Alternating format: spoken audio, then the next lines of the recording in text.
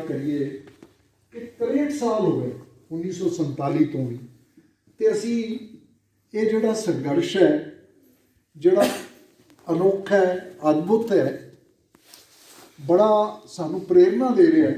ये हो कादे वास्ते है? डॉक्टर साहब ने तुहानू दस्सिया है पंजाब दे 97% पेंडू घराने जिहड़े ने करजाई ने, करजे की उन्होंने तुहानू सीमा दसी है। 1000 के नेड़े बंदा लगातार एक दिन 3 बंदे मजदूर ते किसान खुदकशी कर रहे हैं। असी संघर्ष इस करके कर रहे हैं कि ये जोड़ा सिलसिला है कायम रहे।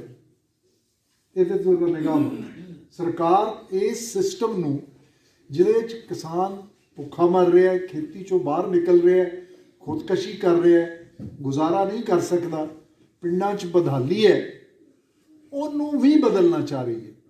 सो इस मायूसी के माहौल तो अगे भी कुछ होर भयानक है जिहड़ा उन्होंने नज़र आ रहा है। इस माहौल नाल साडा वास्ता है। और मैं जदों अज इस हॉल च आया तो मैं तुहाडे तो ये दस्सण की इजाजत मंगना कि जिहड़ा जलंधर शहर है ये मेरी सूझ दे मेरियां अखां खोलण दा शहर है। मैं लायरपुर खालसा कॉलेज पढ़िया, मैं BA इत्थों कीती है। मैं उहदे बाद खटकर कलां च असी बाबा भखना हरां दे पंफलेट दुख ते इस्त्री जाति की मुक्ति बारे ते उन्हां दा जीवन संग्राम जिहड़ा वो असी मैं खटकर कलां गया तो असी उत्थों पब्लिश किया। मैं उत्थों सिर्फ एक B.Ed कर सकता सा नवां शहर। उहदे बाद मैं इत्थे दे दुआबा स्कूल च पढ़ाया। तो मैं एक तरह का अपने उस सूझ दे सोझी दे चेतना दे खेतर च परत के आया। और मैं समझ रहा कि ये जरूरी गल है कि असी ये जोड़े मुद्दे अज जिन्हां ते असी सोच विचार कर रहे हैं, जिन्हां मुद्दों ते असी गौर कर रहे हैं, उन्हां दा ख्याल और उन्हां दा जिहड़ा उन्हां दा विश्लेषण है वो उत्थे कीता जाए जिथों आज़ादी की गल शुरू हुई सी। सो इस करके अज असी एक जिहड़ा न्याय दा आज़ादी दा साडी आज़ादी की लहर का मंदिर है जिहड़ा उत्थों दा पूजा स्थान है, उत्थे बैठ के पिछे झात के वेख रहे हैं कि की असी खटिया, की रह गया, की सुपना सी जिहदे वास्ते फांसियां दे रस्से चुमे गए, गोलियां खाधियां गईयां, लोग हज़ारां की गिनती च अमेरिका तो अज लोग लुक के जंगलों चों लंघ के जाते ने, उत्थों वापस आए और कित्थे असी पहुँच गए हैं। तो मेरा ख्याल यह है कि ये बड़ी मुनासिब जगह है और मुनासिब वक्त है कि असी इन्हां सवालों का जवाब तलाश कर रहे हैं। मैं तुहाडे नाल जिहड़ी गल असल करने वास्ते इजाजत मंगी है या मैनू मिली है वो अज दे विशाल निज़ाम बारे है, लेकिन कानून की थोड़ी जी गल कर लीए। ये बड़ा भरम भुलेखा पाया जाता है जो किसानां नाल वार्ता तोड़ते हैं वो तो मंत्री कहते हैं जी तुसीं सुप्रीम कोर्ट चले जाओ, सुप्रीम कोर्ट कोल मसला है। तो मैं तुहाडे कोल एक सवाल ते उहदा कानूनी जवाब जिहड़ा है वो रखना चाहना कि एक कानून जिहड़ा लोक विरोधी है, एक कानून जिहड़ा न्याय विरोधी है, अगर तुसीं उस कानून नूं चाहते हो कि वह वापस लिया जाए तो की अदालत उहदे वास्ते मुनासिब जगह है? जवाब है कि नहीं। सुप्रीम कोर्ट को जिहड़ी ताकत है वो एक कानून नूं गैर कानूनी या गैर संविधानिक घोषित करन दी है, इस तो अगे नहीं है। सो इस करके अगर एक कानून बनता है जिहड़ा कानून देश के संविधान की किसी धारा नाल टकराउंदा है, या एक कानून बनता है जिहड़ा विधान सभा दे या लोक सभा के अधिकार खेतर तो ही बाहर है, या एक राज सरकार या राज की विधान सभा एक कानून बनाती है जिहड़ा सेंटर दे लोक सभा के बनाए हुए पार्लीमेंट के बनाए हुए कानून नूं उस विषय ते जिथे पार्लीमेंट नूं अधिकार है ਉਹਦੀ ਉਲੰਘਣਾ ਕਰਦਾ ਹੈ। ਸੁਪਰੀਮ ਕੋਰਟ ਦਾ ਅਧਿਕਾਰ ਖੇਤਰ ਇਹਨਾਂ ਕਾਨੂੰਨਾਂ ਨੂੰ ਗੈਰ ਕਾਨੂੰਨੀ ਡਿਕਲੇਅਰ ਕਰਨਾ ਹੈ, ਇਦੋਂ ਅੱਗੇ ਨਹੀਂ। ਸੋ ਇਸ ਕਰਕੇ ਜੇ ਇੱਕ ਕਾਨੂੰਨ ਲੋਕ ਵਿਰੋਧੀ ਹੈ, ਜੇ ਇੱਕ ਕਾਨੂੰਨ 'ਚ ਅਨਿਆਂ ਹੈ, ਜੇ ਕਾਨੂੰਨ ਇੱਕ ਖਿੱਤੇ ਨੂੰ ਜਾਂ ਆਬਾਦੀ ਦੇ ਇੱਕ ਹਿੱਸੇ ਨੂੰ ਜਾਂ ਗਰੀਬਾਂ ਨੂੰ ਜਾਂ ਕਮਜ਼ੋਰਾਂ ਨੂੰ ਜਿਹੜਾ ਸੱਟ ਮਾਰਦਾ ਹੈ, ਤੇ ਕਿਉਂ ਲੋਕ ਸੜਕ 'ਤੇ ਨਹੀਂ ਆ ਸਕਦੇ, ਕਿਉਂ ਲੋਕ ਵਿਰੋਧ ਨਹੀਂ ਕਰ ਸਕਦੇ? 3 ਮਿਸਾਲਾਂ ਤੁਹਾਡੇ ਕੋਲ ਆਜ਼ਾਦੀ ਤੋਂ ਪਹਿਲਾਂ ਦੀਆਂ ਨੇ। ਇੱਕ ਮਹਾਤਮਾ ਗਾਂਧੀ ਦੇ ਵੇਲੇ ਦੀ ਹੈ, ਜਦੋਂ ਨਮਕ ਦਾ ਸੱਤਿਆਗ੍ਰਹਿ ਹੋਇਆ ਸੀ। ਦੂਜੀ ਬਹੁਤ ਵੱਡੀ ਮਿਸਾਲ ਹੈ, ਦੁਨੀਆ ਦੇ ਇਤਿਹਾਸ 'ਚ ਵਿਲੱਖਣ ਹੈ, ਉਹ ਗੁਰਦੁਆਰਾ ਬੋਰਡ ਦੀ ਇਲੈਕਸ਼ਨ ਦੀ ਹੈ, SGPC ਦੀ ਹੈ। ਤੁਸੀਂ ਹੈਰਾਨ ਹੋਵੋਗੇ ਕਿ ਸਾਨੂੰ ਵੋਟ ਦਾ ਅਧਿਕਾਰ ਜਾ ਕੇ 1952 'ਚ ਮਿਲਿਆ। 1925 ਦੇ ਵਿੱਚ ਗੁਰਦੁਆਰਾ ਲਹਿਰ ਦੀਆਂ ਅਥਾਹ ਕੁਰਬਾਨੀਆਂ ਦੇ ਬਾਅਦ ਉਦੋਂ ਦੀ ਸਾਮਰਾਜੀ ਸਰਕਾਰ ਨੂੰ ਇੱਕ ਕਾਨੂੰਨ ਬਣਾਉਣਾ ਪਿਆ, ਜਿਹੜਾ ਗੁਰਦੁਆਰੇ ਦੀ ਇਲੈਕਸ਼ਨ ਦਾ ਕਾਨੂੰਨ ਹੈ, ਅੱਜ ਵੀ ਸੋਧਾਂ ਨਾਲ ਚੱਲ ਰਿਹਾ। ਸੋ ਲੋਕ ਸਰਕਾਰ ਨਾਲ ਸਟਰਗਲ ਕਰਕੇ ਕਾਨੂੰਨ ਬਣਵਾ ਵੀ ਸਕਦੇ ਨੇ, ਕਾਨੂੰਨ ਵਾਪਸ ਵੀ ਲੈ ਸਕਦੇ ਨੇ। ਇਸੇ ਸਰਕਾਰ ਦੀਆਂ 2 ਮਿਸਾਲਾਂ ਤੁਹਾਡੇ ਕੋਲ ਹੋਰ ਨੇ। ਇਹਨਾਂ ਨੇ ਪਾਵਰ 'ਚ ਆਉਂਦੇ ਸਾਲ 1914 ਦੇ ਬਾਅਦ ਲੈਂਡ ਐਕੁਇਜ਼ੀਸ਼ਨ ਐਕਟ ਦੇ ਵਿੱਚ ਵੱਡੀਆਂ ਸੋਧਾਂ ਕਰਨੀਆਂ ਚਾਹੀਦੀਆਂ ਸੀ। ਉਹਦੀ ਵਿਸ਼ਾਲ ਪੱਧਰ 'ਤੇ ਵਿਰੋਧਤਾ ਹੋਈ ਔਰ ਇਹ ਸਵਾਲ ਉੱਠਿਆ ਕਿ ਕਾਨੂੰਨ ਜਿਹੜਾ ਹੈਗਾ ਇਹ ਕਿਸਾਨੀ ਦੇ ਜ਼ਮੀਨ ਦੇ ਮਾਲਕਾਂ ਦੇ ਖਿਲਾਫ ਹੈ, ਉਹ ਸੋਧਾਂ ਵਾਪਸ ਨਹੀਂ ਆਉਣਗੀਆਂ। ਉਹਦੀ ਅਗਲੀ ਮਿਸਾਲ ਦਲਿਤਾਂ ਦੇ ਨਾਲ ਹੋਣ ਵਾਲੇ ਵਾਧੇ ਬਾਰੇ ਸਾਡੇ ਕੋਲ ਕਾਨੂੰਨ ਹੈ, ਜਿਹਨੂੰ ਅਸੀਂ SC/ST ਐਕਟ ਕਹਿੰਦੇ ਹਾਂ। SC/ST ਐਕਟ ਦੇ ਉੱਤੇ ਸੁਪਰੀਮ ਕੋਰਟ ਨੇ ਇੱਕ ਫੈਸਲਾ ਦੇ ਦਿੱਤਾ। ਉਸ ਕਾਨੂੰਨ 'ਚ ਚੂੰਕਿ ਪਿੰਡਾਂ ਦੇ ਵਿੱਚ ਬਹੁਤ ਜ਼ਿਆਦਾ ਨਾ ਬਰਾਬਰੀ ਹੈ, ਕੁਝ ਐਸੀਆਂ ਧਾਰਾਵਾਂ ਨੇ ਜਿਨ੍ਹਾਂ ਦੇ ਮੁਤਾਬਕ ਸੌਖੀ ਜ਼ਮਾਨਤ ਨਹੀਂ ਦਿੱਤੀ ਜਾ ਸਕਦੀ। ਸੁਪਰੀਮ ਕੋਰਟ ਨੇ ਉਹਨਾਂ ਧਾਰਾਵਾਂ ਦੀ ਇਸ ਕਿਸਮ ਦੀ ਵਿਆਖਿਆ ਕੀਤੀ ਜਿਹਦੇ ਨਾਲ ਉਹ ਬੇਜਾਨ ਹੋ ਗਈਆਂ। ਉਹਦੇ ਬਾਅਦ ਲੋਕ 2 ਅਪ੍ਰੈਲ 2016 ਨੂੰ ਸਾਰੇ ਕੰਟਰੀ ਦੇ ਵਿੱਚ ਬਹੁਤ ਵੱਡੇ ਲੈਵਲ ਦੇ ਉੱਤੇ ਮੁਜ਼ਾਹਰੇ ਹੋਏ ਔਰ ਕਾਨੂੰਨ ਦੇ ਵਿੱਚ ਸੋਧ ਕੀਤੀ ਗਈ ਔਰ ਉਸ ਕਾਨੂੰਨ ਨੂੰ ਦੁਬਾਰਾ ਦ੍ਰਿੜ ਕੀਤਾ ਗਿਆ ਕਿ ਉਸ ਕਾਨੂੰਨ ਦੇ ਵਿੱਚ ਜੋ ਮਨਸ਼ਾ ਹੈ ਉਹ ਪੂਰੀ ਹੋਵੇ।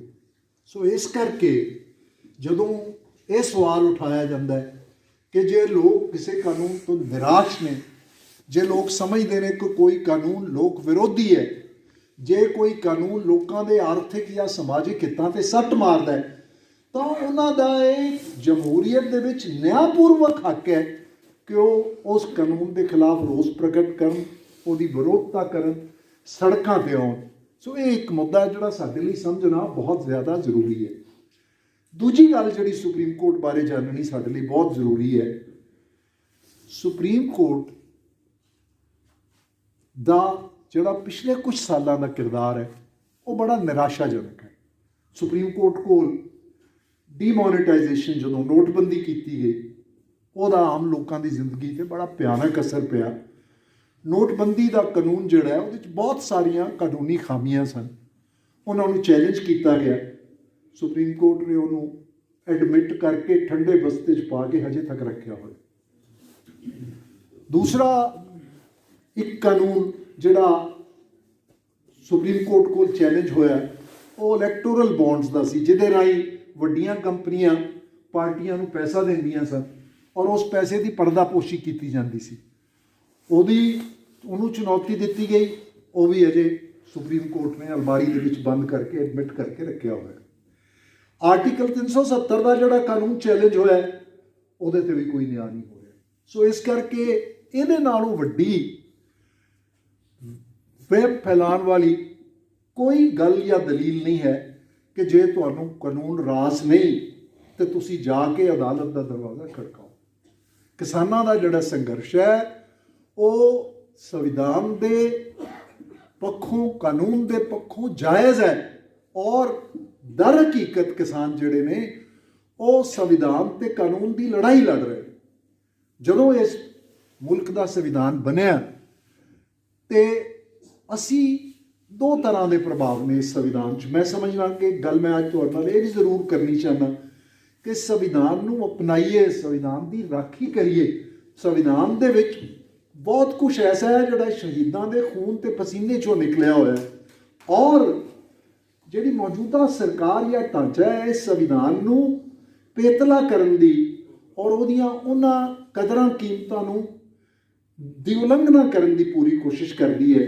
इस करके इन्हां कानूनां दा एक सब तो वड्डा नुक्स जिहड़ा संविधानक है वो है कि खेती बारे, खेती के वपार बारे, खेती की उपज दियां मंडियां बारे कानून बनाने का अधिकार जिहड़ा है वो स्टेट्स के अधिकार खेत्र च है। 3 लिस्टां ने, तुसीं सारे जानते हो।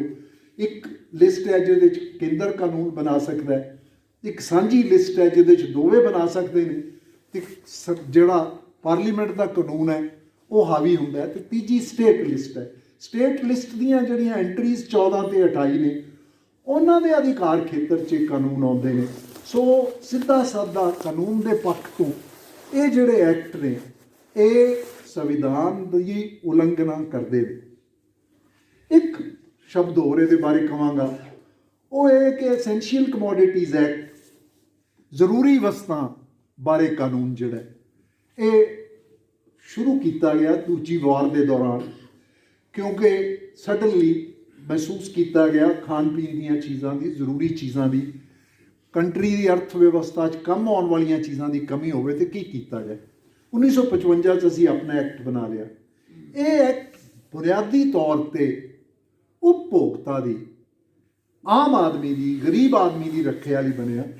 इस act they which essential commodity, जरूरी वस्तां के बारे सरकार को अख्तियार दिता गया कि वह इन्हां दी कीमत निर्धारित करे। कीमत निर्धारण करने का मतलब सी ये तो वध ना बेचिया जा सके, और यह भी अधिकार दिता गया कि उन्होंने कितना जखीरा या भंडार जिहड़ा कोई अपने कोल रख सकता। अजीब गल है कि हिंदुस्तान जिहड़ा भुखमरी के इंडैक्स से 104 नंबर पर आ रहा है, जिहड़ी तुहानूं डॉक्टर सुखपाल होरां ने गल दसी है, असी तीजा हिस्सा दुनिया को खुआ सकते हैं, लेकिन साडे कोल भुखमरी इन्नी है कि साडी आबादी का 2/3 हिस्सा जो पब्लिक डिस्ट्रीब्यूशन सिस्टम पर निर्भर है, और 104 नंबर असी हंगर इंडैक्स से आने हैं। और असी अपने मुल्क कहने नहीं जी, फूड स्टफ्स नूं, अनाज नूं असेंशियल कमोडिटी ना गिनो, यानी लोगों को भुखे मरन का अधिकार जोड़ा वो दे दो तुसी। और इदों वड्डी की त्रासदी है अगे उहदे च की कहा गया है, कहता कि सरकार कदों कीमतों के मामले च दखल देगी। कहते नहीं जी, उदों जदों फल सब्जियां की कीमत 100% ही वध जाए तो अनाज की कीमत 50% भी वध जाए। ये इस करके समझना जरूरी है कि इन्हां कानूनों की असली मार जिहड़ी है वो उपभोक्ता, गरीब आदमी, रोज़ का अनाज खरीद के खाने वाला बंदा खाएगा, मार खाएगा। जे अनाज की कीमत 50% तक वधदी है तो सरकार कोई दखल नहीं दे सकती। और ये सोचो कि जदों एक अडानी या अंबानी कोल लखां टन अनाज का भंडार है और कीमत 10 रुपया वधदी है, जिहड़ी 2% है, तो वह प्रॉफिट या वह मुनाफा कित्थे तक जाता है। तो ये जिहड़े कानून ने ये साफ सुथरे तौर पर किसान विरोधी ने, ये लोक विरोधी ने, और ये गरीब विरोधी ने, और कानून दे विच इन्हां दी सुरक्षा जिहड़ी है नहीं बनती। इस करके मैं समझना कि जिहड़ा संघर्ष पंजाब के किसान ने शुरू किया, जिहदे च हरियाणा का किसान शामिल होया, और जिहदे च हुण सुखी सांदी सारे मुल्क का किसान ते मजदूर शामिल हो रहा है, ये एक पवित्र संघर्ष है जिहड़ा देश हित दे विच है। और सानू मान होना चाहिए कि जिवें गदर पार्टी ने हिंदुस्तान की आज़ादी के संग्राम नूं आरंभिया सी, झंडा चुक्या सी, पंजाब हिंदुस्तान की आर्थिक आज़ादी का जिहड़ा संग्राम है, लोगों की आर्थिक सुरक्षा का जिहड़ा संग्राम है, उहदे विच भी मोरी बनिया होया। हुण उहदे बाद जिहड़ी अगली गल साडे सारियां दी सोचण वाली है, ਉਹ ਇਹ ਹੈ ਕਿ ਸਾਡਾ ਸਾਡਾ ਮੁਕਾਬਲਾ ਕਿਸ ਕਿਸਮ ਦੀ ਸਰਕਾਰ ਨਾਲ, ਕਿਸ ਕਿਸਮ ਦੀ ਸਟੇਟ ਨਾਲ ਹੋ ਰਿਹਾ। ਇਹ ਇੱਕ ਬੜਾ ਦਿਲਚਸਪ ਸਵਾਲ ਹੈ ਕਿ ਇਸੇ ਸੰਵਿਧਾਨ 'ਚ, ਇਹਨਾਂ ਹੀ ਚੋਣਾਂ 'ਚ ਅਸੀਂ ਉਹਨਾਂ ਲੋਕਾਂ ਨੂੰ ਸੱਤਾ ਦੇ ਦਿੱਤੀ ਹੈ ਜਿਹੜੇ ਨਾ ਸੰਵਿਧਾਨ ਨੂੰ ਮੰਨਦੇ ਨੇ, ਜਿਨ੍ਹਾਂ ਨੇ ਕਦੇ ਆਜ਼ਾਦੀ ਦੀ ਲਹਿਰ 'ਚ ਹਿੱਸਾ ਲਿਆ ਨਹੀਂ, ਲਿਆ ਤਾਂ ਉਲਟੇ ਪਾਸਿਓਂ ਲਿਆ, ਤੇ ਜਿਨ੍ਹਾਂ ਦਾ ਸੰਵਿਧਾਨ ਦੀਆਂ ਬੁਨਿਆਦੀ ਕੀਮਤਾਂ ਕਦਰਾਂ 'ਚ ਕੋਈ ਵਿਸ਼ਵਾਸ ਨਹੀਂ। ਜਿਹੜੀਆਂ 2-3 ਗੱਲਾਂ ਸਾਡੇ ਸਮਝਣ ਵਾਲੀਆਂ ਨੇ ਇਸ ਮਾਮਲੇ 'ਚ, ਉਹ ਇਹ ਨੇ ਕਿ ਸਾਰੀ ਸੁਤੰਤਰਤਾ ਸੰਗਰਾਮ ਦੀ ਲੰਬੀ ਪਰੰਪਰਾ ਦੇ ਉਲਟ ਅੱਜ ਹਿੰਦੁਸਤਾਨ ਇੱਕ ਥਿਓਕ੍ਰੈਟਿਕ ਸਟੇਟ ਵੱਧ ਰਿਹਾ ਹੈ। ਥਿਓਕ੍ਰੈਟਿਕ ਸਟੇਟ ਦਾ ਮਤਲਬ ਇੱਕ ਸਟੇਟ ਜਿਹੜੀ ਧਰਮ 'ਤੇ ਆਧਾਰਿਤ ਹੈ, ਜਿਹੜੀ ਸਟੇਟ ਧਰਮ ਨੂੰ ਸਟੇਟ ਦਾ ਆਧਾਰ ਮੰਨਦੀ ਹੈ, ਜਿਹੜੀ ਕਿ ਸਾਡੇ ਕੌਨਸਟੀਟਿਊਸ਼ਨ ਦੇ ਵਿੱਚ ਜਿਹਦੀ ਕੋਈ ਗੁੰਜਾਇਸ਼ ਨਹੀਂ। ਲੇਕਿਨ ਅੱਜ ਸਿਵਾਏ ਇਹਦੇ ਕਿ ਇਹਦੀ ਇੱਕ ਪਾਰੰਪਰਿਕ ਘੋਸ਼ਣਾ ਨਹੀਂ ਕੀਤੀ ਗਈ, ਸਾਰੇ ਦਾ ਸਾਰਾ ਏਜੰਡਾ ਜਿਹੜਾ ਪੋਲੀਟੀਕਲ ਇਸ ਸਰਕਾਰ ਦਾ ਉਹ ਇਹ ਹੈ ਕਿ ਹਿੰਦੁਸਤਾਨ ਇੱਕ ਹਿੰਦੂ ਰਾਸ਼ਟਰ ਹੈ। ਅਗਰ ਤੁਸੀਂ ਯਾਦ ਕਰੋ ਤੇ ਦੁਸਹਿਰੇ ਵਾਲੇ ਦਿਨ ਆਪਣਾ ਬਹੁਤ ਵੱਡਾ ਆਲੀਸ਼ਾਨ ਇੱਕ ਆਯੋਜਨ ਕਰਦੇ ਨੇ RSS ਵਾਲੇ, ਤੇ ਪਿਛਲੇ ਵਾਰੀ ਜਿਹੜਾ ਉਹਨਾਂ ਦੇ ਮੁਖੀ ਨੇ ਭਾਗਵਤ ਸਾਹਿਬ, ਉਹਨਾਂ ਨੇ ਕਿਹਾ ਕਿ ਹਿੰਦੁਸਤਾਨ ਹਿੰਦੂ ਰਾਸ਼ਟਰ ਹੈ, ਇਹਦੇ 'ਚ ਤਾਂ ਕੋਈ ਸ਼ੱਕ ਹੀ ਨਹੀਂ, ਔਰ ਇਹਦੇ ਨਾਲੋਂ ਵੱਡੀ ਜਿਹੜੀ ਆਜ਼ਾਦੀ ਦੇ ਸੰਗਰਾਮ ਦਾ ਅਪਮਾਨ ਹੈ ਉਹ ਹੋ ਹੀ ਨਹੀਂ ਸਕਦਾ। ਤੇ ਹੁਣ ਅੱਜ ਤੋਂ ਕੁਝ ਹਫ਼ਤੇ ਪਹਿਲਾਂ ਉਹਨਾਂ ਨੇ ਇੱਕ ਹੋਰ ਬਿਆਨ ਦੇ ਮਾਰਿਆ, ਉਸ ਮੁਲਕ ਦੇ ਵਿੱਚ ਜਿਹਦੇ 'ਚ ਰਾਜਗੁਰੂ ਸੁਖਦੇਵ ਭਗਤ ਸਿੰਘ ਇਕੱਠੇ ਫਾਂਸੀ ਚੜ੍ਹਦੇ ਨੇ, ਉਸ ਮੁਲਕ 'ਚ ਜਿੱਥੇ ਅਸ਼ਫਾਕੁੱਲਾ ਤੇ ਰਾਮ ਪ੍ਰਸਾਦ ਬਿਸਮਿਲ ਇਕੱਠੇ ਫਾਂਸੀ ਚੜ੍ਹਦੇ ਨੇ, ਉਸ ਗਦਰ ਪਾਰਟੀ ਜਿੱਥੇ ਰਹਿਮਤ ਅਲੀ ਵੀ ਹੈ ਤੇ ਕਰਤਾਰ ਸਿੰਘ ਸਰਾਭਾ ਵੀ ਹੈ, ਮੁਖੀ ਸਾਹਿਬ ਕਹਿੰਦੇ ਨੇ ਹਿੰਦੂ ਤਾਂ ਜਮਾਂਦਰੂ ਦੇਸ਼ ਭਗਤ ਹੀ ਹੁੰਦਾ ਹੈ, ਉਹ ਤਾਂ ਦੇਸ਼ ਪਿਆਰ ਨਾਲ ਹੀ ਰਹਿੰਦਾ ਹੈ। ਸੋ ਇਹ ਜਿਹੜੀ ਸਰਕਾਰ ਨਾਲ, ਜਿਹੜੇ ਸਮਾਜ ਨਾਲ, ਜਿਸ ਤਰ੍ਹਾਂ ਦੀ ਸਟੇਟ ਕ੍ਰੀਏਟ ਕੀਤੀ ਜਾ ਰਹੀ ਹੈ, ਇਹਦਾ ਖਾਸਾ, ਇਹਦਾ ਕਰੈਕਟਰ ਸਮਝਣਾ ਸਾਡੇ ਲਈ ਬੜਾ ਜ਼ਰੂਰੀ ਹੈ। ਔਰ ਇਹਦਾ ਕਰੈਕਟਰ ਦਾ ਪਹਿਲਾ ਗੁਣ ਜਿਹੜਾ ਮੈਂ ਤੁਹਾਨੂੰ ਦੱਸ ਰਿਹਾ ਉਹ ਇਹ ਹੈ ਕਿ ਅਣਐਲਾਨਿਆ ਇੱਕ ਥਿਓਕ੍ਰੈਟਿਕ ਸਟੇਟ ਦਾ ਆਰੰਭ ਕੀਤਾ ਗਿਆ। ਦੂਜਾ ਉਹਦਾ ਜਿਹੜਾ ਖਾਸਾ ਹੈ ਉਹ ਕੀ ਹੈ ਕਿ ਇਹ ਇੱਕ ਸਰਬ ਸ਼ਕਤੀਮਾਨ ਸਟੇਟ ਹੈ। ਸਟੇਟ ਇੰਨੀ ਪਾਵਰਫੁਲ, ਇੰਨੀ ਮਜ਼ਬੂਤ, ਇੰਨੀ ਸਾਰੀ ਹਰ ਆਵਾਜ਼ ਨੂੰ ਦਬਾਉਣ ਦੀ ਸਮਰੱਥ ਕਦੀ ਨਹੀਂ ਹੋਈ ਜਿੰਨੀ ਕਿ ਇਸ ਵੇਲੇ ਹੈ। ਇਹ ਦੂਸਰਾ ਇਹਦੀ ਸਟੇਟ ਦੀ ਵਿਸ਼ੇਸ਼ਤਾ ਹੈ। ਇਹ ਸਟੇਟ ਦੀ ਤੀਜੀ ਵਿਸ਼ੇਸ਼ਤਾ ਕੀ ਹੈ ਕਿ ਤੁਹਾਨੂੰ ਸਭ ਨੂੰ ਖਿਆਲ ਹੈ ਅਸੀਂ 5 ਸਾਲ ਦੀਆਂ ਪਲਾਨਾਂ ਬਣਾਈਆਂ, ਮਿਕਸਡ ਇਕੋਨੋਮੀ ਬਣਾਈ, ਉਹਦੇ 'ਚ ਇੱਕ ਅਸੀਂ ਪਬਲਿਕ ਸੈਕਟਰ ਬਣਾਇਆ, ਔਰ ਸਾਡੇ ਕੋਲ ਜਿਹੜਾ ਇੰਡਸਟਰੀਅਲਾਈਜੇਸ਼ਨ ਹੋਈ, ਅਸੀਂ ਉਹਦੇ 'ਚ ਛੋਟੀ, ਮੱਧਮ, ਵੱਡੀ ਸਾਰੀ ਕਿਸਮ ਦੀ ਇੰਡਸਟਰੀ ਲਾਈ। ਲੇਕਿਨ ਅੱਜ ਅਸੀਂ ਜਿਹੜੇ ਫੇਸ ਚਲੇ ਗਏ ਹਾਂ, ਇਹਨੂੰ ਪੂੰਜੀਵਾਦ ਦਾ ਸਭ ਤੋਂ ਭਿਅੰਕਰ ਤੇ ਸਭ ਤੋਂ ਸ਼ਕਤੀਸ਼ਾਲੀ ਰੂਪ ਮੰਨਿਆ ਜਾਂਦਾ ਹੈ, ਮੋਨੋਪੋਲੀ ਕੈਪੀਟਲਿਜ਼ਮ। ਅੱਜ ਇਹਨਾਂ 6 ਸਾਲਾਂ 'ਚ ਮੁਲਕ ਇੰਨੀ ਤੇਜ਼ੀ ਨਾਲ ਮੋਨੋਪੋਲੀ ਕੈਪੀਟਲਿਜ਼ਮ ਵੱਲ ਵੜਿਆ ਕਿ ਟੈਲੀਕਾਮ 'ਚ ਗਿਣ ਲਓ ਕਿੰਨੀਆਂ ਕੰਪਨੀਆਂ ਕੋਲ ਤਾਕਤ ਹੈ। 6 ਏਅਰਪੋਰਟ ਜਿਹੜੇ ਹੁਣ ਇਸ ਵੇਲੇ ਪਬਲਿਕ ਪ੍ਰਾਈਵੇਟ ਸੈਕਟਰ ਕੋਲ ਦਿੱਤੇ ਗਏ ਨੇ, ਉਹ ਸਾਰੇ ਦੇ ਸਾਰੇ ਅਡਾਨੀ ਕੋਲ ਜਾ ਰਹੇ ਨੇ। ਇਹ ਜਿਹੜਾ ਸਾਰਾ ਅਨਾਜ ਦਾ ਸਿਲਸਿਲਾ ਹੈ, ਇਹ ਕਿੱਥੇ ਜਾ ਰਿਹਾ ਹੈ? ਇੱਕ ਬੜਾ ਵੱਡਾ ਕਾਨੂੰਨ ਇਹਨਾਂ ਨੇ 2 ਸਾਲ ਪਿੱਛੇ ਬਣਾਇਆ, ਉਹ ਇਨਸੋਲਵੈਂਸੀ ਕੋਡ ਕਹਿਲਾਉਂਦਾ। ਉਸ ਕਾਨੂੰਨ ਦੇ ਅੰਦਰ ਜਿਹੜੀਆਂ ਵੱਡੀਆਂ ਇੰਡਸਟਰੀਜ਼ ਬਿਮਾਰ ਨੇ, ਜਿਹੜੀਆਂ ਵੱਡੀਆਂ ਇੰਡਸਟਰੀਜ਼ ਆਪਣੇ ਕਰਜ਼ੇ ਪੇ ਨਹੀਂ ਕਰ ਰਹੀਆਂ, ਉਹਨਾਂ ਨੂੰ ਸਰਕਾਰ ਨੇ ਵਿਵਸਥਾ ਬਣਾਈ ਕਿ ਇਹਨਾਂ ਨੂੰ ਨੀਲਾਮ ਕੀਤਾ ਜਾਏ। ਉਸ ਵਿਵਸਥਾ ਨੇ, ਅਗਰ ਤੁਸੀਂ ਅੰਦਰ ਜਾ ਕੇ ਦੇਖੋ, ਤੇ ਹਿੰਦੁਸਤਾਨ ਦੇ ਦੂਜੇ ਤੇ ਤੀਸਰੇ ਤੇ ਚੌਥੇ ਨੰਬਰ ਦੇ ਕਾਰਪੋਰੇਟ ਵੀ ਖਤਮ ਕਰ ਦਿੱਤੇ। ਹਿੰਦੁਸਤਾਨ ਬੜੀ ਤੇਜ਼ੀ ਨਾਲ ਇਜਾਰਾਦਾਰੀ ਵਾਲੇ ਕੈਪੀਟਲਿਜ਼ਮ ਵੱਲ ਵਧ ਰਿਹਾ ਹੈ, ਜਿੱਥੇ 2 ਜਾਂ 3 ਘਰਾਣੇ, 3 ਘਰਾਣਿਆਂ ਦਾ ਤੁਹਾਡੇ ਕੋਲ ਜ਼ਿਕਰ ਹੈ, ਅੰਬਾਨੀ ਦਾ, ਅਡਾਨੀ ਦਾ ਅਤੇ ਟਾਟਾ ਦਾ, ਇਹਨਾਂ ਦਾ ਜੇ ਅਸੀਂ ਅੰਕੜੇ ਲਈਏ ਤਾਂ ਜਿਹੜੀ ਤੇਜ਼ੀ ਨਾਲ ਇਹ ਅੱਗੇ ਵਧੇ ਨੇ ਔਰ ਜਿਹੜੀ ਤੇਜ਼ੀ ਨਾਲ ਇਹਨਾਂ ਦਾ ਮੁਲਕ ਦੇ ਉੱਤੇ ਪ੍ਰਭਾਵ ਵਧਿਆ ਔਰ ਜਿਸ ਤਰ੍ਹਾਂ ਇਹਨਾਂ ਨੇ ਸਾਡੀ ਅਰਥ ਵਿਵਸਥਾ ਨੂੰ ਜਕੜ ਲਿਆ, ਉਹ ਤੀਸਰੀ ਸੱਚਾਈ ਹੈ ਇਹਦੀ।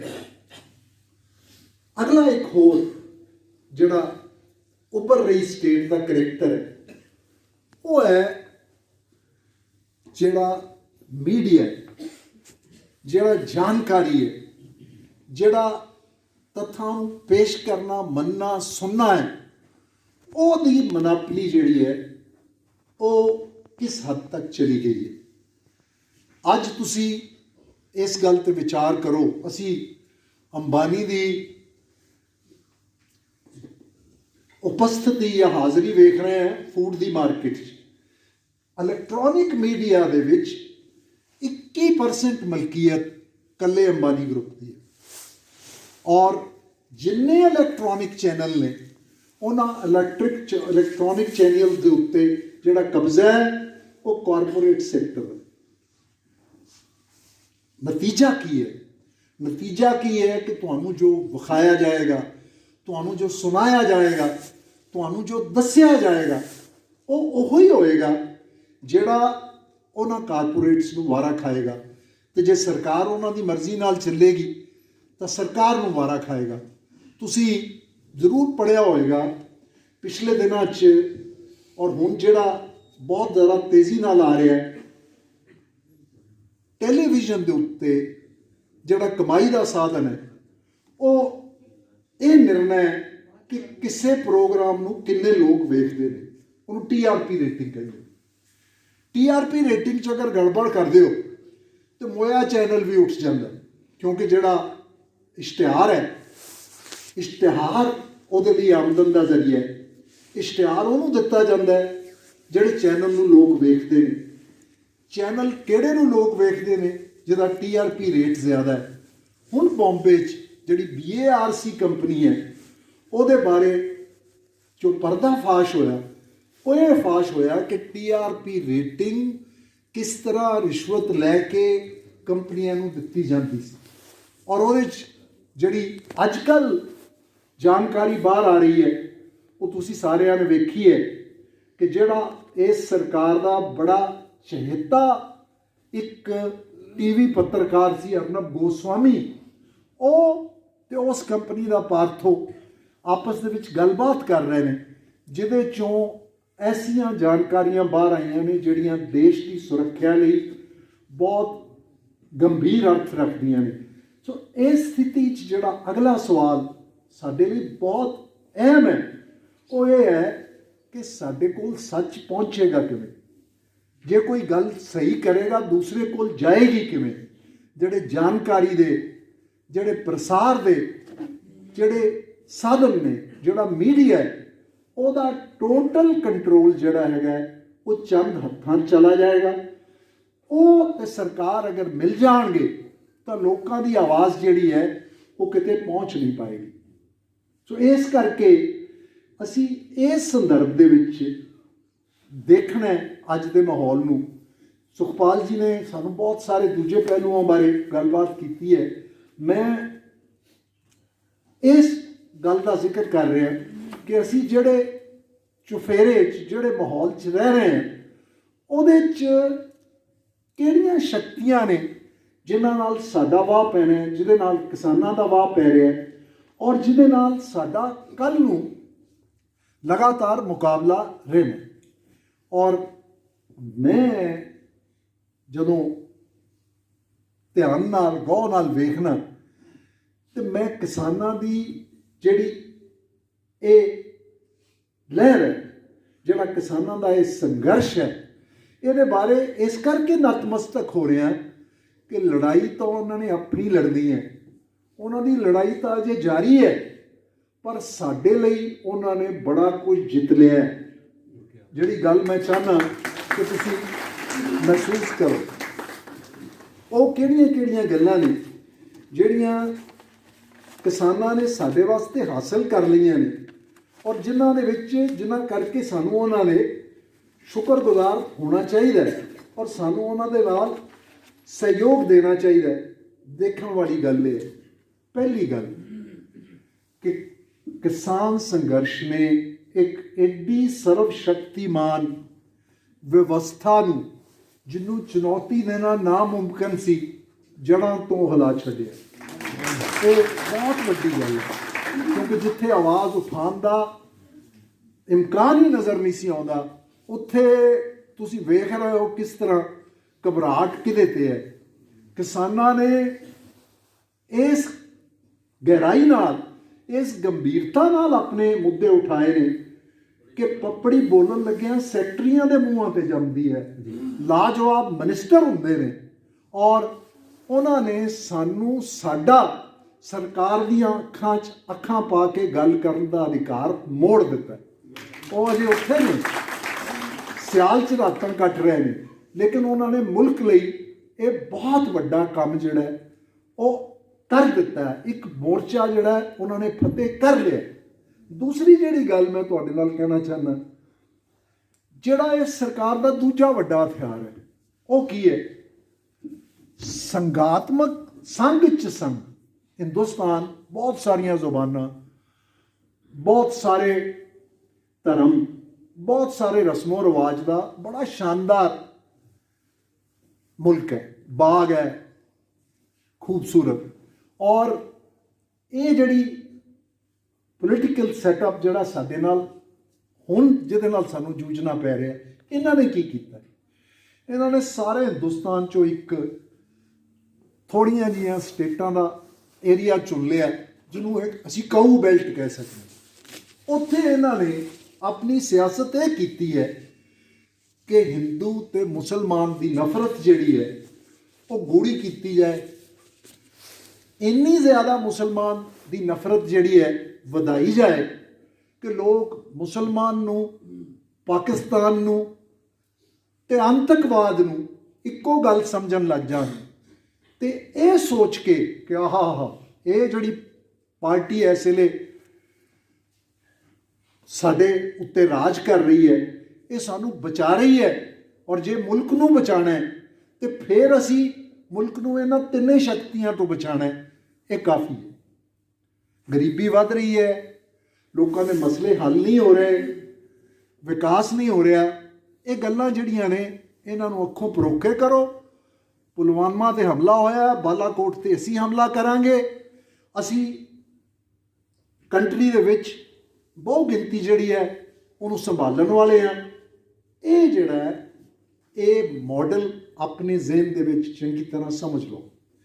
ਇਹ ਉਹ ਸਟੇਟਾਂ ਨੇ, ਉੱਤਰ ਪ੍ਰਦੇਸ਼ ਤੋਂ ਲੈ ਕੇ ਬਿਹਾਰ ਤੱਕ, ਜਿੱਥੇ ਸਾਡੀ ਲੋਕ ਸਭਾ ਦੀਆਂ ਤਕਰੀਬਨ 300 ਸੀਟਾਂ ਨੇ, ਔਰ ਪਿਛਲੀਆਂ ਦੋਵਾਂ ਇਲੈਕਸ਼ਨਾਂ 'ਚ ਇਹ 300 ਦੀਆਂ 300 ਸੀਟਾਂ ਤਕਰੀਬਨ ਜਿਹੜੀਆਂ ਨੇ, ਉਹ ਇਸ ਕਿਸਮ ਦੀ ਤਰੇੜ ਪਾਉਣ ਵਾਲੀ, ਮੁਲਕ ਨੂੰ ਵੰਡਣ ਵਾਲੀ ਰਾਜਨੀਤੀ ਦੇ ਨਾਲ, ਜਿਹੜੀ ਅੱਜ ਦੀ ਰਾਜਸੀ ਰੂਲਿੰਗ ਪਾਰਟੀ ਹੈ, ਉਹਦੀ ਝੋਲੀ 'ਚ ਪਈਆਂ ਨੇ। ਉਹਨਾਂ ਦੀ ਖੇਡ ਇਹ ਹੈ ਕਿ ਅਗਰ ਇਹ ਵੰਡ, ਅਗਰ ਲੋਕਾਂ ਦਾ ਮਜ਼ਹਬੀ ਆਧਾਰ ਦੇ ਉੱਤੇ ਇੱਕ ਦੂਜੇ ਦੇ ਪ੍ਰਤੀ ਨਫ਼ਰਤ ਦਾ ਇਹ ਰਵੱਈਆ ਕਾਇਮ ਰਹਿੰਦਾ ਤੇ ਫਿਰ ਸਾਨੂੰ ਡਰ ਹੀ ਕੋਈ ਨਹੀਂ। ਫਿਰ ਬਾਕੀ ਮੁੱਦੇ ਜਿਹੜੇ ਨੇ ਉਹਨਾਂ ਵੱਲ ਕੋਈ ਵੇਖੇਗਾ ਨਹੀਂ ਤੇ ਅਸੀਂ ਕਿਤੇ ਜਾਣ ਜੋਗੇ ਨਹੀਂ। ਤੇ ਕਿਸਾਨ ਸੰਘਰਸ਼ ਨੇ ਸਾਡੇ ਤੇ ਜਿਹੜਾ ਆਸਾਨ ਕੀਤਾ ਹੈ, ਉਹਨਾਂ ਨੇ ਇਸ ਵੰਡ ਨੂੰ, ਇਸ ਲਕੀਰ ਨੂੰ ਤੋੜ ਦਿੱਤਾ। ਅੱਜ ਜਿਹੜੇ ਉਹ 5 ਜਗ੍ਹਾ ਦੇ ਉੱਤੇ ਕਿਸਾਨ ਇਕੱਠੇ ਨੇ, ਪਹਿਲਾਂ ਤੇ ਹਰਿਆਣੇ ਪੰਜਾਬ ਦੇ ਕਿਸਾਨ ਇਕੱਠਾ ਹੋਇਆ। ਤੁਸੀਂ ਸਾਰੇ ਇਸ ਗੱਲ ਦੇ ਗਵਾਹ ਹੋ।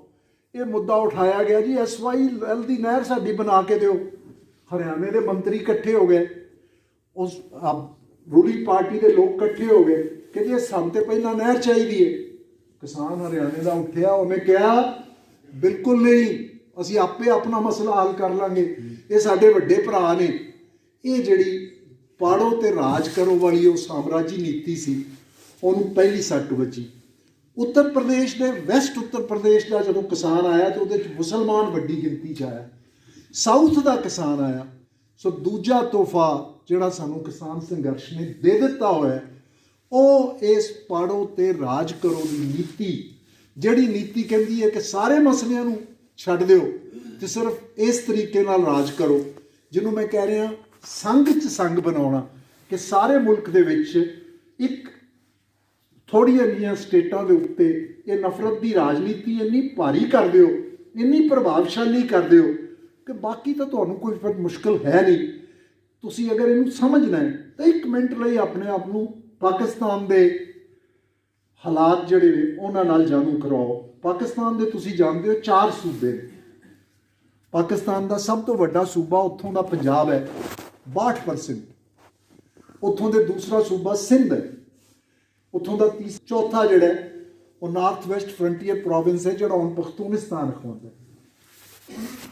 ਪਾਕਿਸਤਾਨ ਦੀ ਸਭ ਤੋਂ ਵੱਡੀ ਤਰਾਸਦੀ ਪਿਛਲੇ ਇਹਨਾਂ 60 ਸਾਲਾਂ ਦੀ ਹੈ ਕਿ 62% ਪੰਜਾਬ ਜਿਹੜਾ ਹੈ ਉਹ ਬਾਕੀ 3 ਸੂਬਿਆਂ ਨੂੰ ਕੁਛ ਨਹੀਂ ਸਮਝਦਾ।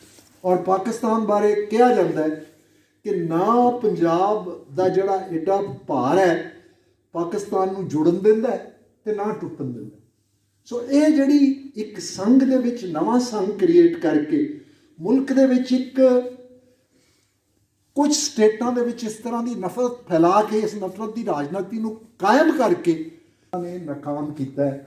ਇਹ ਸਾਨੂੰ ਸਮਝਣਾ ਚਾਹੀਦਾ ਹੈ ਕਿ ਇਸ ਸੰਘਰਸ਼ ਦਾ ਇਹ ਦੂਸਰਾ ਜਿਹੜਾ ਹੈਗਾ ਉਹ ਸਾਡੇ ਵਾਸਤੇ ਹੈ। ਤੀਸਰੀ ਜਿਹੜੀ ਗੱਲ ਮੈਂ ਕੀਤੀ ਤੁਹਾਡੇ ਨਾਲ ਉਹ ਮੈਂ ਇਹ ਅਰਜ਼ ਕੀਤੀ ਕਿ ਸਾਡਾ ਮੁਲਕ ਬੜੀ ਤੇਜ਼ੀ ਨਾਲ ਵੱਧ ਰਿਹਾ ਹੈ ਮੋਨੋਪੋਲੀ ਕੈਪੀਟਲਿਜ਼ਮ ਨਾਲ, ਜਿੱਥੇ ਤੁਹਾਡੇ ਟੈਲੀਫੋਨ 10 ਕੰਪਨੀਆਂ ਤੋਂ 5 ਕੰਪਨੀਆਂ, 5 ਤੋਂ 2 ਤੇ 1 ਵੱਲ ਵੱਧ ਰਹੇ ਨੇ। ਜਿਹੜਾ ਇਹ ਮੋਨੋਪੋਲੀ ਕੈਪੀਟਲਿਜ਼ਮ ਨੂੰ ਚੈਲੰਜ ਹੈ ਇਹ ਵੀ ਕਿਸਾਨ ਨੇ ਕੀਤਾ।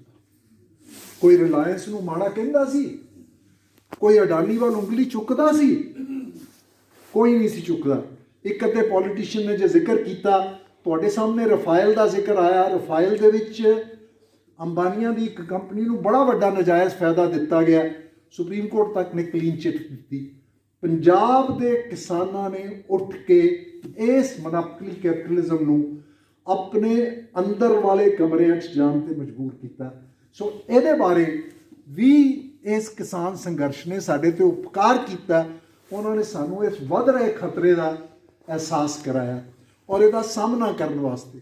ਚੌਥੀ ਗੱਲ ਜਿਹੜੀ ਮੈਂ ਸਭ ਤੋਂ ਵੱਡੀ ਸਮਝਦਾ ਉਹ ਹੈ ਭੈ। ਸੇਮ ਹੌਲੀ ਹੌਲੀ ਮੁਲਕ ਦੇ ਵਿੱਚ ਇੱਕ ਪਾਰਟੀ ਦੇ ਏਕਾਧਿਕਾਰ ਨਾਲ ਜਿਹੜੀ ਸਿਰਫ ਪਹਿਲਾਂ 31% ਤੇ ਦੂਜੀ ਵਾਰੀ 38% ਵੋਟ ਲੈ ਕੇ ਆਈ ਸੀ, ਇੰਨਾ ਜ਼ਿਆਦਾ ਕਬਜ਼ਾ ਹੋ ਗਿਆ, ਇੰਨਾ ਉਹਨਾਂ ਦਾ ਮਜ਼ਬੂਤ ਗਲਬਾ ਹੋ ਗਿਆ ਕਿ आवाज़ उठानी, आवाज़ सुनानी, आवाज़ पहुंचानी नामुमकिन हो गई। किसान संघर्ष ने उस भै दियां, उस डर दियां धज्जियां उड़ा दी। लोगों ने सिर चुक के अखां 'च अखां पा के बोलना ते वेखना शुरू कर दिता है।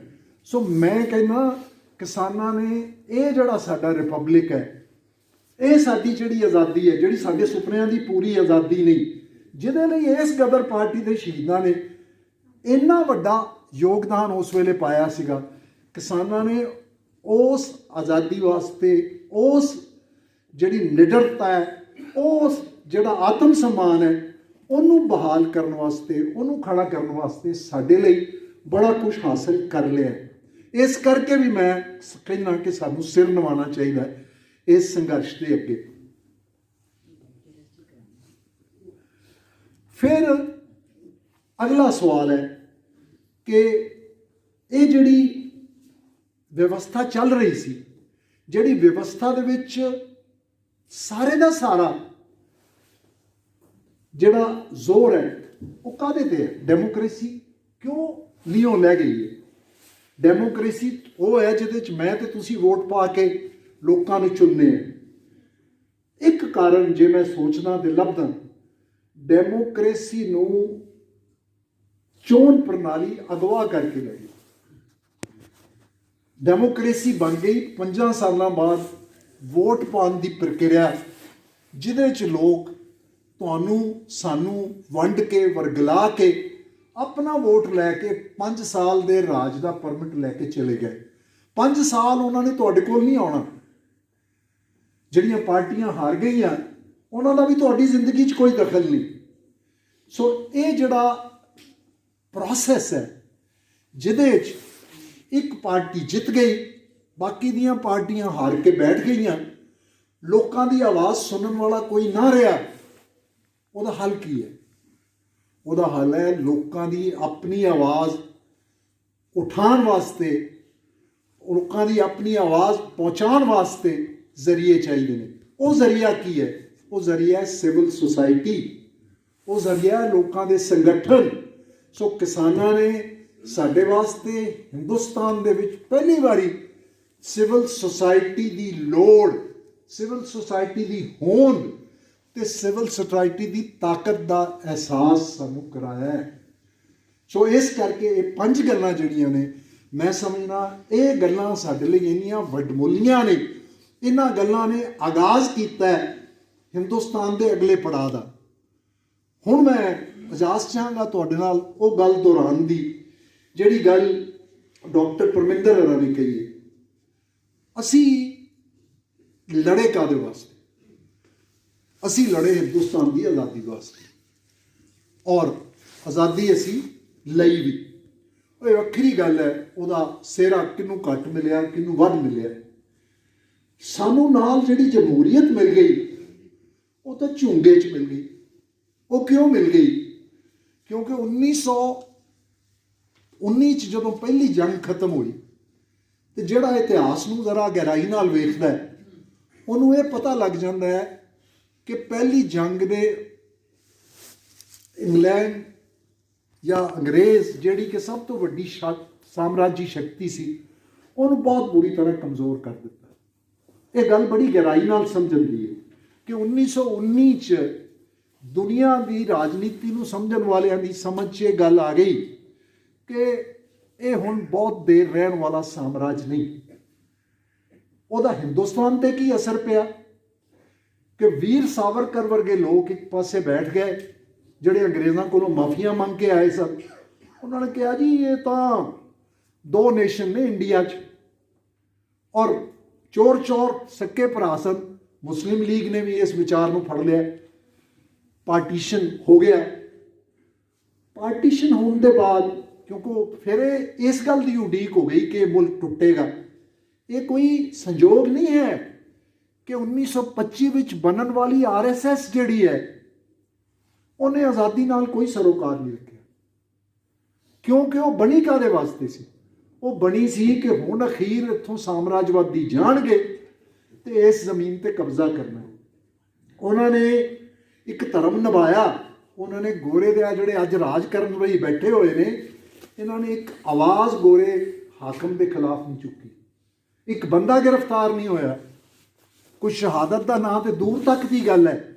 ਬਲਕਿ ਮੈਂ ਤੁਹਾਡੇ ਨਾਲ ਅਜੀਬ ਗੱਲ ਸ਼ੇਅਰ ਕਰਦਾ, ਜਦੋਂ ਪ੍ਰਣਬ ਮੁਖਰਜੀ ਸਾਹਿਬ ਨਾਗਪੁਰ ਚਲੇ ਗਏ, ਪਿਛਲੇ ਪ੍ਰੈਜ਼ੀਡੈਂਟ ਸਾਹਿਬ, ਤੇ ਮੈਂ ਬੜੇ ਗੌਰ ਨਾਲ ਭਾਗਵਤ ਦੀ ਤਕਰੀਰ ਸੁਣੀ।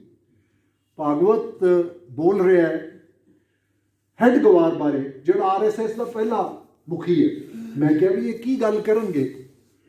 ਕਹਿੰਦਾ ਜੀ ਦੇਖੋ ਭਾਗਵਤ ਜੀ ਜਿਹੜੇ ਨੇ, ਜਿਹੜੇ ਹੈਡ ਗਵਾਰ ਜੀ ਨੇ, ਉਹਨਾਂ ਨੇ ਆਜ਼ਾਦੀ ਦੀ ਲਹਿਰ ਬਾਰੇ ਸੋਚਿਆ ਵੀ, ਪੜ੍ਹਿਆ ਵੀ, ਉਹਨਾਂ ਦੇ ਕਈ ਸਾਥੀ ਵੀ ਉਹਦੇ 'ਚ ਗਏ, ਪਰ ਉਹਨਾਂ ਨੇ ਇਹ ਫੈਸਲਾ ਕਰ ਲਿਆ ਕਿ ਨਹੀਂ, ਮੇਰਾ ਕੰਮ ਹੋਰ ਹੈ। ਵਾਕਈ ਉਹਨਾਂ ਦਾ ਕੰਮ ਹੋਰ ਸੀ। ਉਹਨਾਂ ਦਾ ਕੰਮ ਸੀ ਕਬਜ਼ੇ ਦੀ ਤਿਆਰੀ ਕਰਨੀ, ਜਿਹੜੀ ਤਿਆਰੀ ਕੀਤੀ ਗਈ।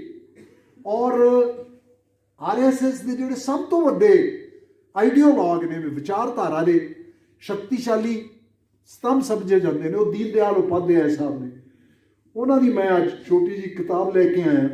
ਉੱਥੇ ਉਹ ਕਹਿੰਦੇ ਨੇ ਇਹ ਇੱਕ ਬੜੀ ਵੱਡੀ ਗਲਤਫਹਿਮੀ ਹੈ ਕਿ ਦੇਸ਼ ਭਗਤੀ ਦਾ ਇੱਕੋ ਇੱਕ ਤਰੀਕਾ ਵਿਦੇਸ਼ੀ ਰਾਜ ਦਾ ਵਿਰੋਧ ਕਰਨਾ। ਮੈਂ ਫਿਰ ਦੁਹਰਾ ਰਿਹਾ ਕਿ ਇਹ ਬੜੀ ਵੱਡੀ ਗਲਤਫਹਿਮੀ ਹੈ ਕਿ ਦੇਸ਼ ਭਗਤੀ ਦਾ ਇੱਕੋ ਇੱਕ ਤਰੀਕਾ ਜਿਹੜਾ ਵਿਦੇਸ਼ੀ ਰਾਜ ਦਾ ਵਿਰੋਧ ਕਰਨਾ, ਯਾਨੀ ਜਿਵੇਂ ਇਹ ਦੇਸ਼ ਭਗਤੀ ਨਹੀਂ ਹੁੰਦੀ। ਉਹਨਾਂ ਨੇ ਕਿਹਾ ਨਹੀਂ, ਇਹ ਸਾਰੇ ਦਾ ਸਾਰਾ ਜ਼ੋਰ ਅਸੀਂ ਇਸ ਗੱਲ ਤੇ ਲਾ ਦਿੱਤਾ। ਕਿਉਂ? ਕਿਉਂਕਿ ਚੋਰ ਹੈ, ਕਿਉਂਕਿ ਉਹ ਜਮਾਤ ਹੈ ਜਿਹਨੇ ਅੰਗਰੇਜ਼ ਦੀ ਵਿਰੋਧਤਾ ਕਰਨੀ ਛੱਡੋ, ਅੰਗਰੇਜ਼ ਦਾ ਸਾਥ ਦਿੱਤਾ।